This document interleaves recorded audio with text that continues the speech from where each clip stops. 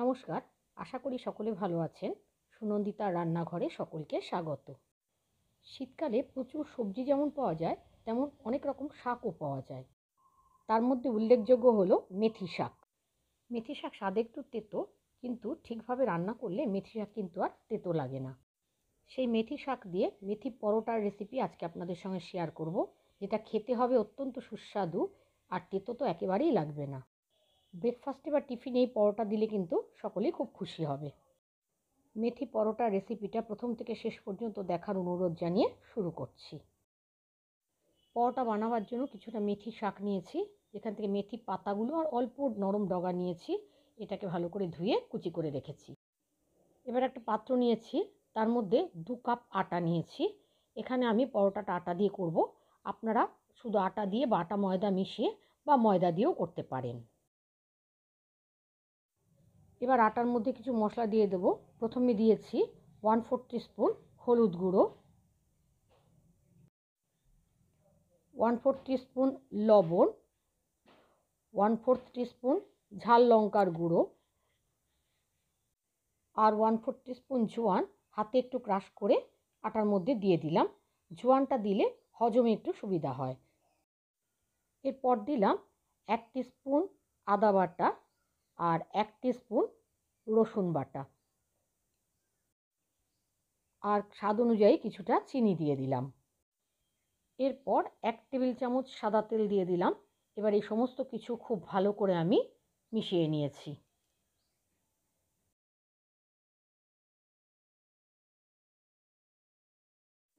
আটাটাকে ভালো করে ময়ান দিয়ে এরপর এখানে দিয়েছি 1 কাপের কিছুটা বেশি মেথি শাক কুচানো।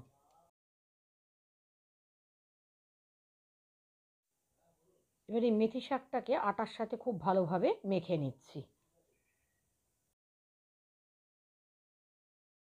মেথি শাকটাকে ভালোভাবে মেখে নেওয়ার পর এখানে অল্প অল্প জল দিয়ে একটা ডো তৈরি করব।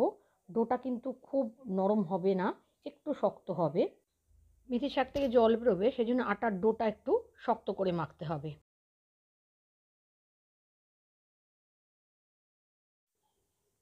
আটাটাকে ভালোভাবে মেখে তার উপর সামান্য সাদা তেল দিয়ে আমি এটাকে ঢাকা দিয়ে আধ ঘন্টা রেখে দিয়েছি।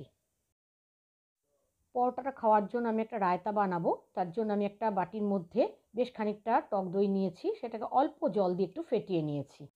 এবার এর মধ্যে দিয়েছি 1/4 টিস্পুন লবণ, 1/4 টিস্পুনেরও কম লাল লঙ্কার গুঁড়ো আর 1/4 টিস্পুন চাট মশলা আর কিছুটা চিনি। রায়তাতে আমি চিনি ব্যবহার করি, এটা আপনারা নাও দিতে পারেন। এবার এই সব কিছু খুব ভালোভাবে আমি মিশিয়ে নিয়েছি। এখানে রায়তাটা কিন্তু আমি ঘরোয়া উপকরণ দিয়ে তৈরি করেছি, আপনারা এর মধ্যে আরও কিছু মেশাতে পারেন। আধ ঘন্টা বাদে ফিরে এসেছি। এখন পাত্রের ঢাকনাটা খুলে আটার ডোটাকে আবার একটু মেখে নিলাম। নিয়ে এবার এখান থেকে কয়েকটা পরোটার লেচি বানিয়ে নেব। আপনারা ছোট বড় যে কোনো সাইজের লেচি করতে পারেন। এখানে আমি ছোট ছোট লেচি তৈরি করে নিয়েছি। এবার আমি পরোটাগুলোকে বেলে নেব। একটা বেলন চাকি নিয়েছি, তার মধ্যে অল্প সাদা তেল দিয়ে আমি পরোটা বেলে নিচ্ছি। পরোটাটা আপনারা আটার গুঁড়ো ছড়িয়েও বেলতে পারেন। আমি এখানে দুরকমভাবেই করব।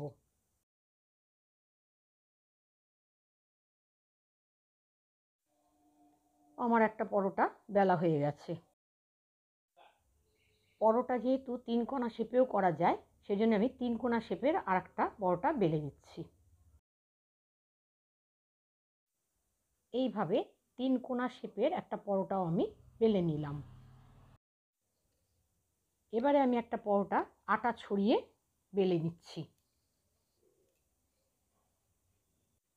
তাহলে পরোটা একটু তেল দিয়ে অথবা আটা বা ময়দা ছড়িয়েও কিন্তু বেলে নেওয়া যায়।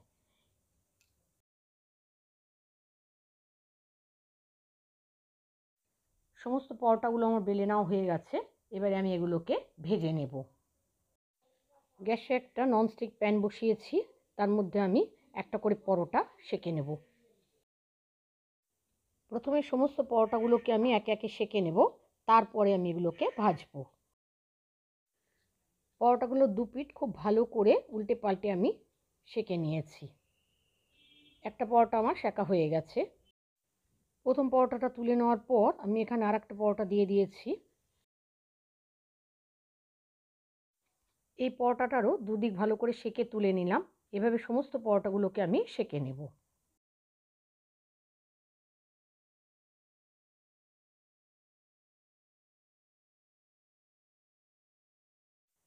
এবার পরোটাগুলো ভাজার জন্য একটা করে পরোটা আমি তাওয়াতে দিয়েছি, আর উপর থেকে অল্প তেল ব্রাশ করে দিয়েছি। দিয়ে এবার এটাকে উল্টে নেব। উল্টো পিঠেও একইভাবে আমি তেল ব্রাশ করে নেব। দু পিঠ উল্টে পাল্টে পরোটাগুলোকে আমি ভেজে নিয়েছি। পরোটাটা ভাজা হলে আমি তুলে নিলাম। এইভাবে সমস্ত পরোটাগুলোকে আমি ভেজে তুলে নিয়েছি। আপনারাও এইভাবে কিন্তু বানিয়ে নিতে পারেন। আমার আজকের এই মেথি পরোটা রেসিপি আপনাদের যদি ভালো লাগে তাহলে একটা লাইক দেবেন, আর আমার চ্যানেলে নতুন বন্ধু হলে চ্যানেল সাবস্ক্রাইব করে পাশে থাকা বেল বাটনটা ক্লিক করে দেওয়ার অনুরোধ রইল। যারা ফেসবুক থেকে দেখছেন তাদের আমার চ্যানেল ফলো করা, আর যারা ইউটিউব থেকে দেখছেন তাদের আমার চ্যানেল সাবস্ক্রাইব করে পাশে থাকা বেল আইকনটা ক্লিক করে দেওয়ার অনুরোধ রইল। আজ তাহলে এখানে শেষ করছি। আবার আসবো নতুন কোনো রেসিপি নিয়ে। ততক্ষণের জন্য সকলে ভালো থাকবেন, সুস্থ থাকবেন। ধন্যবাদ।